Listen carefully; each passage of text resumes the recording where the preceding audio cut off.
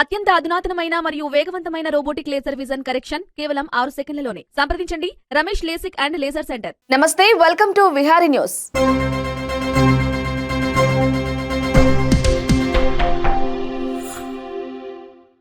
తెలంగాణలో లోక్సభ ఎన్నికల హడావుడి మొదలైంది. ఇప్పటికే పార్టీలన్నీ పార్లమెంటరీ నియోజకవర్గాల వారీగా సమీక్షలు, సమావేశాలు నిర్వహిస్తున్నాయి.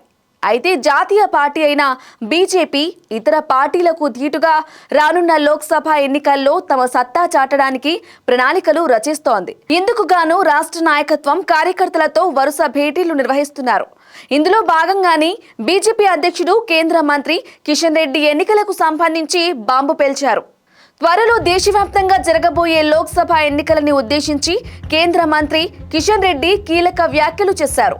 నిన్న చేవెళ్ల పార్లమెంటు నియోజకవర్గ సన్నాహ సమావేశంలో పాల్గొన్న ఆయన తెలుగు రాష్ట్రాల్లో ఏప్రిల్ మొదటి వారంలో లోక్సభ ఎన్నికలు జరిగే అవకాశం ఉందని కేంద్ర మంత్రి బీజేపీ రాష్ట్ర అధ్యక్షుడు కిషన్ రెడ్డి తెలిపారు.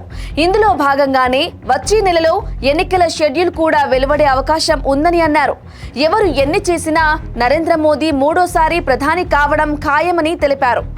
దేశవ్యాప్తంగా పలు రాష్ట్రాల్లో కాంగ్రెస్ కు ఒక్క సీటు కూడా వచ్చే అవకాశం లేదని, ఇక లోక్సభ ఎన్నికల్లో బీఆర్ఎస్ కు ఒక్క ఓటు వేసినా మూసిలో వేసినట్టేనని, ఆ పార్టీ తరపున ఒక్క ఎంపీ గెలిచినా రాష్ట్రానికి వచ్చే లాభమేమీ లేదన్నారు.